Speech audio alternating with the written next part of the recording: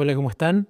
Hoy es 21 de enero de 2025. Quiero contar un testimonio que sabía que se iba a grabar hace ya mucho tiempo y hablaba mucho con Jesús del día en que esto iba a suceder, sobre todo para no perder detalle, y finalmente sucedió el desenlace. Falleció la última abuelita que tenía y el último abuelo que me quedaba y fue obviamente una noticia,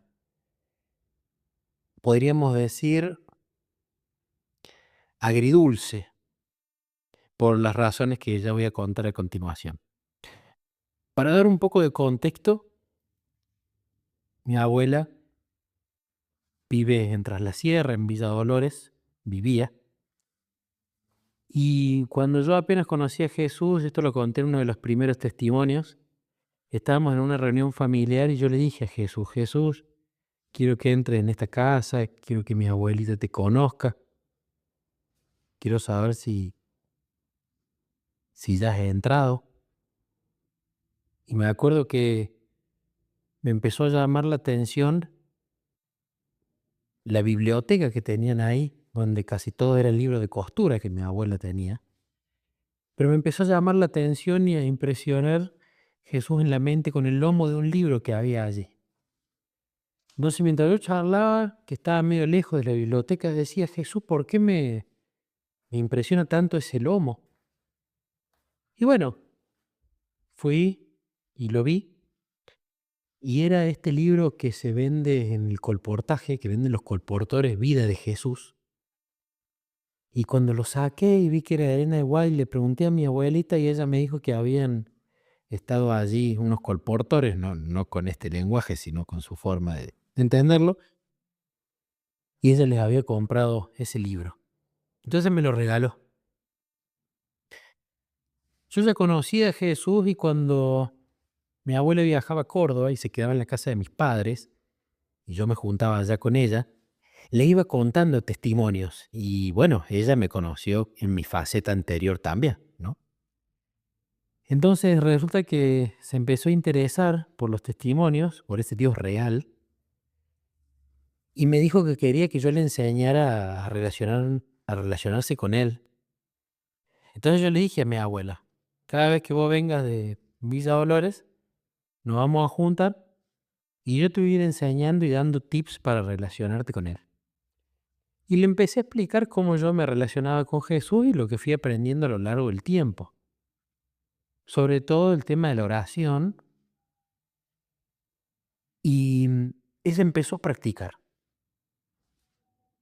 Y me empezó a contar, que le contaba sus problemas, que le hacía ciertos pedidos, que le agradecía y sobre todo hablaba en las mañanas y en las noches. Y que cuando hablaba con él le daba mucha paz y tranquilidad. Eso era lo que más me contaba. La cuestión es que fue pasando el tiempo, ella fue practicando y un día me dijo que cuando volviera la siguiente vez quería ir a esa iglesia a la que yo iba, aquí en Córdoba, que yo la llevara de visita. Entonces, bueno, vino a Córdoba, se fue a Villa Dolores de nuevo, a su casa, y resulta que un día nos enteramos la mala noticia de que ella tiene un ACV. Y este ACV hizo que ella se quedara en Villa Dolores y que se complicara su estado. Y yo me acuerdo que le decía a Jesús: justo ella quiere venir a esta iglesia, justo le da este ACV, y empecé a orar para que se recupere, para que no se alejara de Jesús y para que se diera esa oportunidad de que viniera a la iglesia cuando viniese a Córdoba. La cuestión es que fue pasando el tiempo y ella, cuando venía a Córdoba, que ya empezó a estar con problemas para volver a ser la misma de antes, siempre ella me decía, hijito, me decía ella, no me olvido de que tengo que ir a tu iglesia y cuando yo me recupere quiero que vos me lleves. Y siempre me lo decía cuando venía. La cuestión es que llegó un día en que yo tenía que predicar y le dije a Jesús, sería muy lindo que vaya mi abuela, que vayan mis padres, que vaya mi hermano. La cuestión que ese día llegó y mi abuela fue a ver la predicación. Le gustó mucho, estaba emocionada y finalmente se había dado el momento. Ella había podido ir a la iglesia, verme predicar, que para mí fue todo un honor, y le gustó mucho la predicación. La cuestión que fue pasando el tiempo, su estado empezó a complicarse, tuvo otro ACV y su condición empezó a deteriorarse mucho, al punto de que dependía muchísimo obviamente de los hijos para poder hacer todo lo que tenía que hacer. Pero el problema no es ese, porque creo que allí se ve ese quinto mandamiento de honrar padre y madre. Cuando los papás se enferman, cuando la vida no es color de rosas, creo que muchas veces se ve ese verdadero amor para con los padres cuando están grandes, viejitos, complicados. Como también creo que se ve bastante el amor o no en la familia cuando fallecen los padres y hay que hacer la repartición de bienes, ¿no? Tema aparte. Y ella empezó a complicarse. Mi mamá, que siempre fue una hija maravillosa con ella, empezó a hablar mucho más con Jesús y empezó a pedirle que o se recuperara o que fuera el descanso, porque la veía sufrir muchísimo. Mi mamá viajaba a cada rato para cuidarla, para estar allá. Estaba muy estresada, muy triste, porque estaba dejando prácticamente de reconocer a su madre en el estado en el que estaba.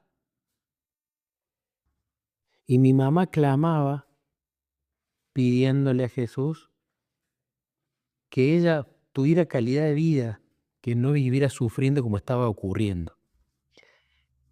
De mi lado también le pedía lo mismo y le decía: Jesús, por supuesto que me encantaría que de repente se dé el milagro en que ella se cura de todos sus problemas que tenía y estuviera 20 años más joven y se diera el milagro maravilloso en qué pasó con la agua Aida. Se restituyó completamente.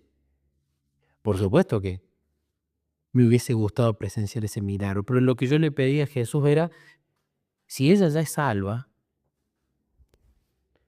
si ella ya es salva, que descanse y que no le duela y sufra más. Si no es salva, sálvala, acércala a vos.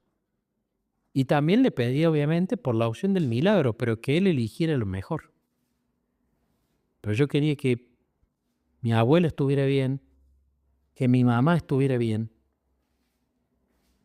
y al fin y al cabo que esto tenga un propósito de salvación, ¿no? La cuestión es que, bueno, a mí como hijo me dolía ver a mamá estresada, triste, con sus altibajos, y a la abuela sufrir, obviamente. Ella ya había llegado al punto en que no podía hablar, no se le entendía lo que hablaba. Entonces, ya las pocas últimas conversaciones que había tenido eran básicamente yo hablando y hablando con ella. Ella le tenía sobre todo miedo a la muerte, le tenía miedo a la muerte. Así que las últimas charlas fueron más que todo el explicarle cómo era el asunto de la salvación, la muerte, el sueño, la segunda venida. Fue explicarle de la forma más sencilla posible que la muerte era como un sueño, que si sucedía a la persona, el último recuerdo iba a ser el primero que iba a tener cuando se despertara y cómo iba a ser la vida a partir de ahí, ¿no? Entonces, bueno, fue pasando el tiempo, llegó enero y llegó mi cumpleaños, el 19 de enero.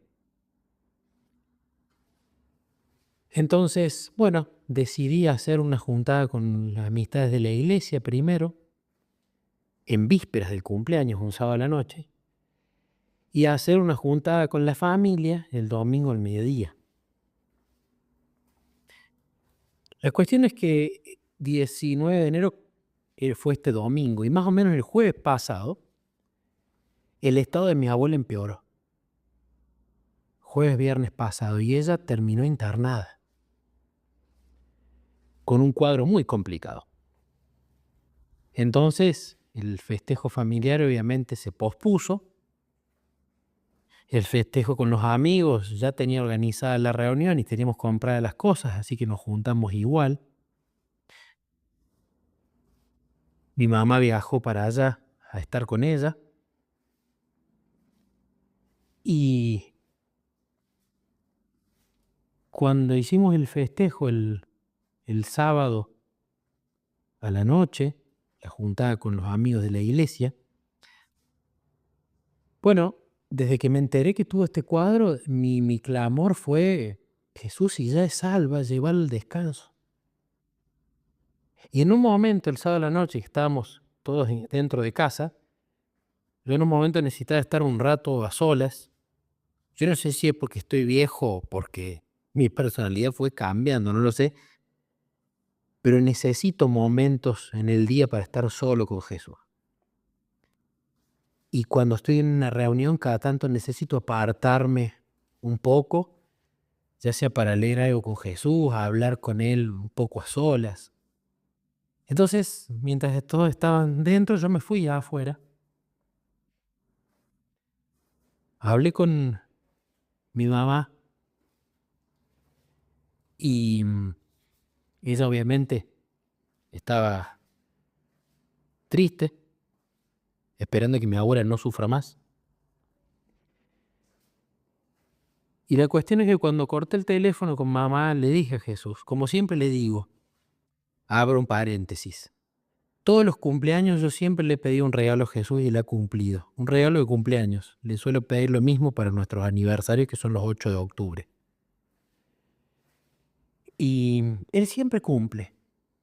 La mayoría de las veces ha sido a través de un regalo de un libro, otras veces a través de una respuesta a una oración, pero siempre ha dado un regalo especial de cumpleaños.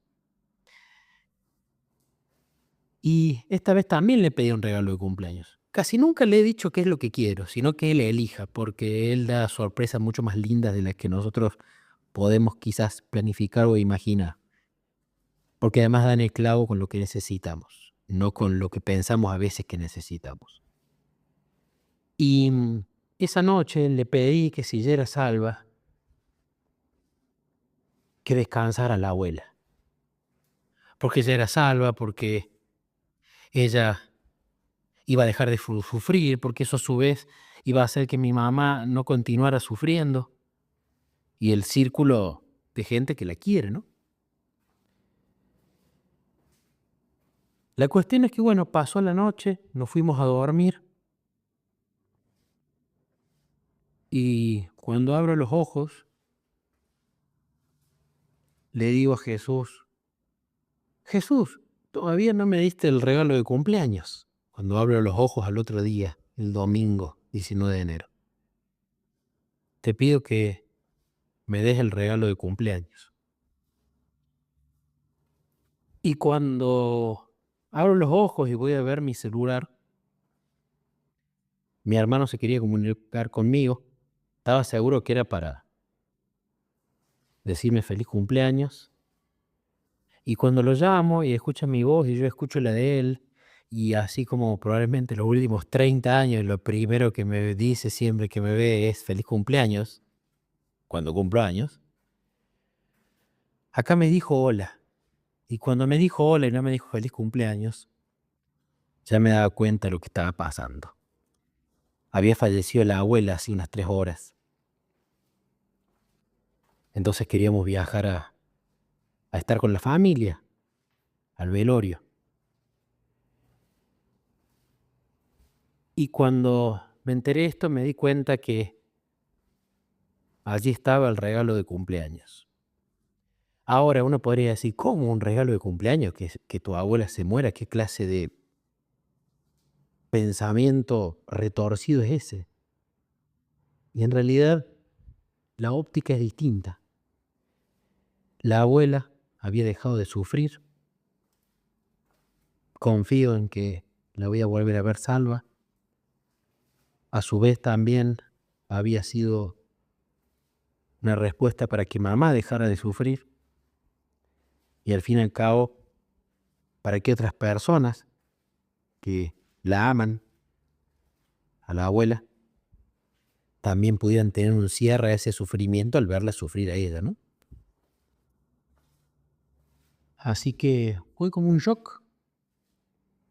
Viajamos y algo que le pedí a Jesús, pero obviamente no quería yo hacerlo, era que si era su voluntad, yo quería poder tener unas palabras, dar el discurso de despedida.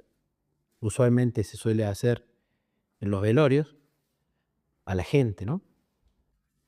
Pero que no quería ser yo el que dijera, yo quiero darlo, así que por favor, bueno, no llamen un cura ni nada parecido, que es lo que se suele hacer. No quería yo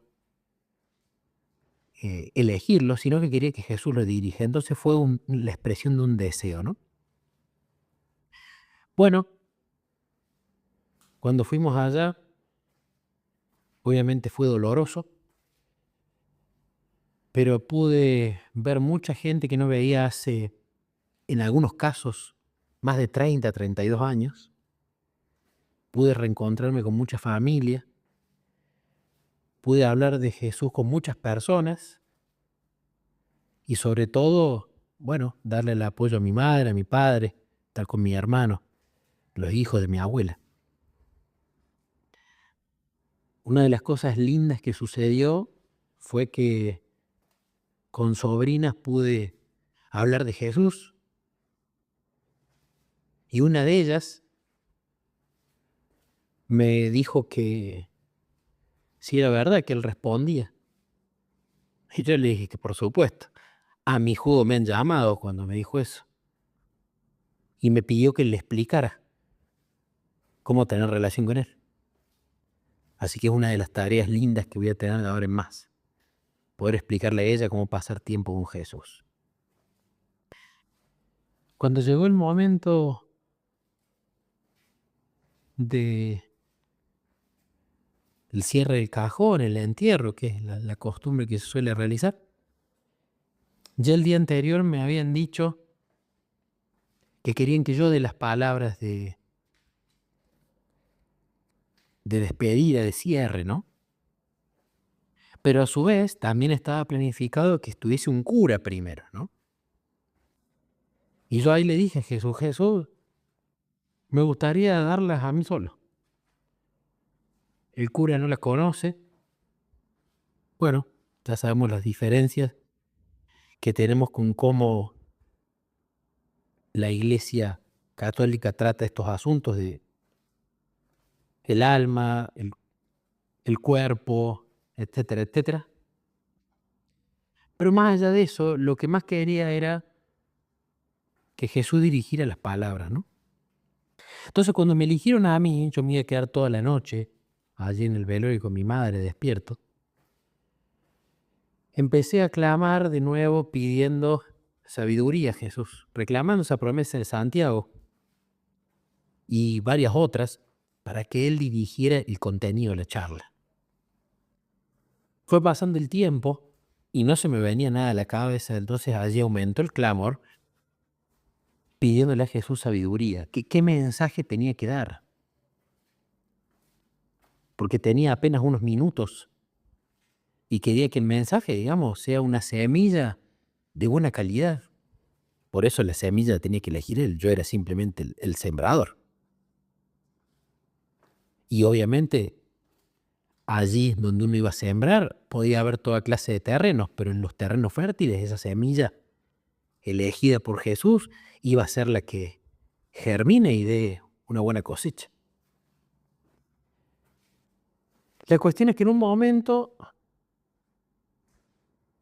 Em, yo de la Biblia nunca me acuerdo capítulo y versículo. Soy muy malo para memorizar esas cosas. Y empezó a venirse a la mente los tesalonicenses, los tesalonicenses, los tesalonicenses.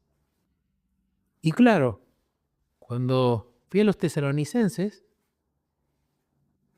ahí me acordé que ellos, cuando Pablo les manda esas cartas, ellos pensaban que Jesús tenía que volver de nuevo, por supuesto, pero ¿qué iba a pasar con la gente que había muerto ya? Y estaban tristes por eso. Así que Jesús fue dirigiendo, a medida que iba hablando con él y dándole las ideas y conversándolo, él como hace con las escuelas sabáticas, cuando me toca dar, con los sermones, cuando me toca dar, u otras charlas, empezó a armar la imagen mental y el cuadro de cómo dirigirlo. Y todo se unía con todo y era maravilloso. Jesús me llevó no a hablar de lo que usualmente suelen hablar en los velorios, de la persona muerta, sino me llevó a hablar de qué va a pasar cuando mi abuela, Jesús, la resucite y ella empieza a buscar a sus hijos, a sus nietos, a sus seres queridos. ¿Los iba a encontrar ahí? Y cómo ahora la pelota o la responsabilidad o el turno en esta partida de la vida ahora estaba de nuestro lado. Ahora estaba en cuando Aida nos busque, ¿nos va a encontrar? ¿Y cómo tenemos que hacer para que nos encuentre? Fue un mensaje corto pero profundo. Lo que no quería era llorar porque yo soy de lágrima fácil, y más en este caso, sin dormir, movilizado por la muerte de mi abuela, movilizado por toda la gente que vi, movilizado por todas las imágenes de mi niñez que vi en Villa Dolores, que es cuando fui, que inundaron mi corazón de recuerdos y de cosas que me sentaré a hablar con Jesús para poder hacer un diagnóstico de por qué fue como un tsunami de recuerdos y experiencias que me llevaron a quebrarme tremendamente en este viaje. Me sentaré, lápiz y papel para analizarme con Jesús y que Él dé en la tecla. Cierro paréntesis. No quería llorar y gracias a Dios pude dar el discurso en forma bastante completa. Y lo más lindo no fue simplemente sembrar la semilla, que realmente fue para mí reconfortante, sino que esa semilla Jesús la plantó y la plantó profundo y tocó muchos corazones. Corazones que tengo la esperanza de que con el tiempo, porque la semilla lleva tiempo, lleva un cuidado, hay distintos terrenos y uno a priori no se puede dar cuenta por la simple vista, porque uno puede ver la parte exterior, pero el que ve el corazón y lo conoce es Dios. Pero terrenos y semilla que espero que con los años o con los meses o en los tiempos de Dios me entere cómo fueron germinando. Así que en resumen, este es el testimonio que hace mucho tiempo sabía que iba a grabar en algún momento. El momento llegó ahora, fue un cumpleaños atípico, pero no menos bendecido. Fue un momento de mucho llanto, algo que le había pedido a Jesús hace un tiempo, que tenía más ganas de llorar. Fue un momento donde pude desahogarme muchísimo y me acordaba mucho de Salomón cuando él, voy a parafrasear el proverbio porque no me lo acuerdo exactamente, o si estaba en Eclesiastés, pero hablaba de que es mejor estar en los velorios que en las fiestas, ¿no? Y creo que tiene que ver con esto de que uno en ese dolor lo encuentra más a Jesús.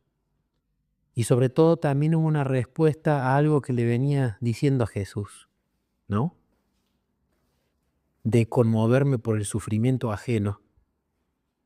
Y al ver el sufrimiento de los demás, el amor por mi abuela y el sufrimiento de los demás por distintas causas, por distintas decisiones de vida, me llevó mucho a clamar por ellos cuando los escuchaba, a clamar por ellos cuando los veía y a no llorar por mi sufrimiento, sino llorar por el sufrimiento ajeno.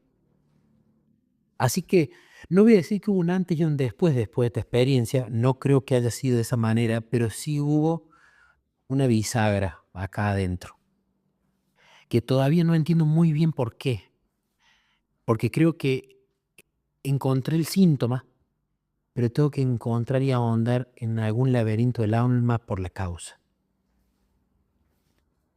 Así que recuerdo a mi abuelita Aida con mucho amor y si bien no pude decirle adiós, abuelita, sé que cuando Jesús vuelva voy a poder decirle hola de nuevo.